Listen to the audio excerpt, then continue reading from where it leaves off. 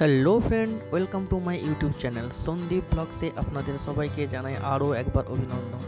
তো বন্ধুরা, আজকে আমি যাব ডিএমকে অ্যাকোয়া সলিউশনের উদ্বোধনী মঞ্চে।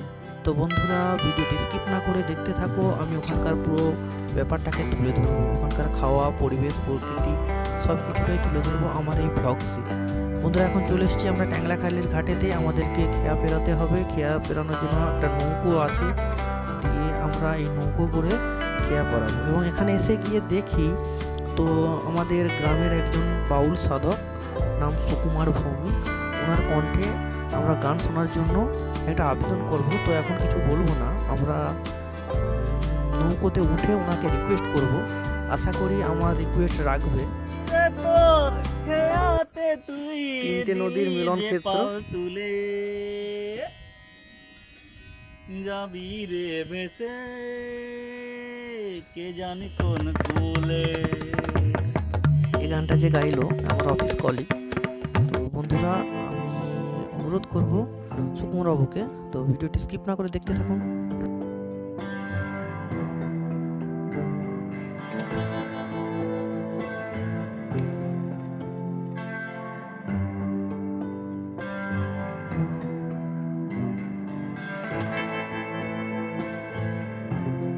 বাউল সাধককে একটা গানের আমরা রিকোয়েস্ট করেছি। এখন আমরা নৌকোতেই, নদীর উপরেই আমরা আছি। তো অনুরোধ করব বাবুকে একখানা গানের জন্য। বাবু একটু করুন।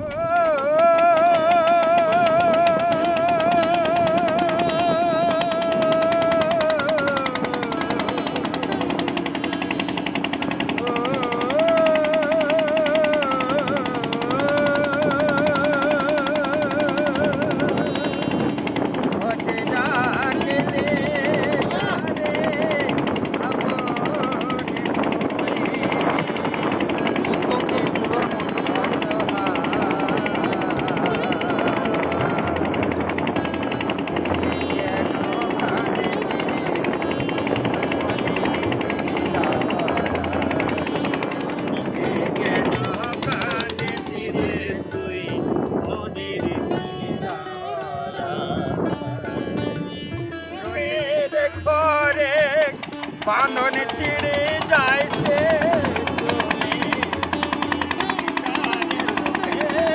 ঘরে পাগল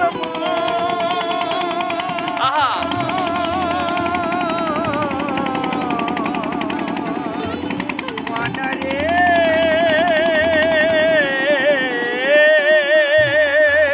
রোশনে যারে সুখের ঘরে বাঁধন ছিঁড়ে যাইছে চলে। জাগা ছিলে যেতে হবে, জাগা ছিলে যেতে হবে, মাটির ঘরে ঠিকানা। মিশে কেন কাঁদেছ রে তুই নদীর কিনারায় মনরে, মিশে কেন কাঁদেছ রে তুই নদীর কিনারায়। পাগল মন মনরে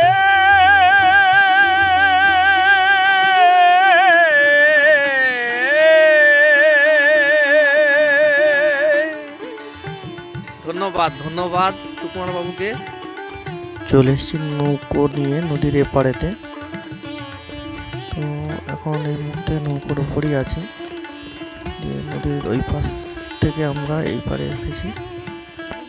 তো এবার বাইকটা আমরা নৌকো থেকে তুলে নিলাম। এবার আমাদের গন্তব্যের উদ্দেশ্যে বেরিয়ে গেলাম, ডিএমকে অ্যাকোয়া সলিউশনের উদ্দেশ্যে। তো দেরি করবো না, আমরা আবার বাইকটা স্টার্ট করব।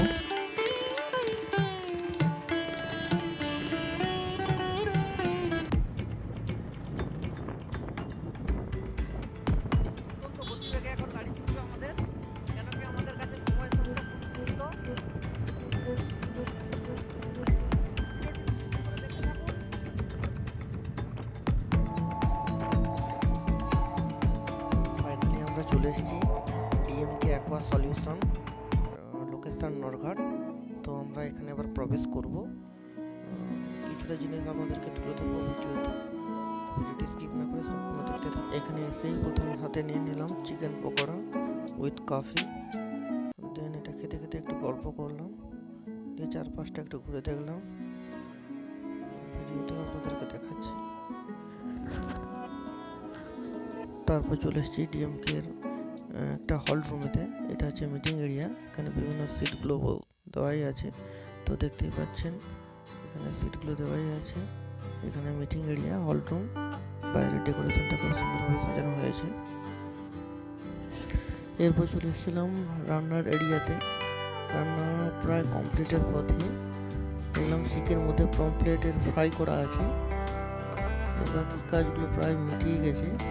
এরপর আমাদেরকে লাঞ্চ নিয়ে যাওয়া হবে, সেই ভিডিওটা আপনাদেরকে দেখাবো। ভিডিওটি স্কিপ না করে দেখতে থাকুন। এরপর আমরা লাঞ্চ হলেতে যাই এবং সিটেতে বসে যাই লাঞ্চের জন্য। তো প্রায় টেবিলগুলো কভার আপ হয়ে গেছে।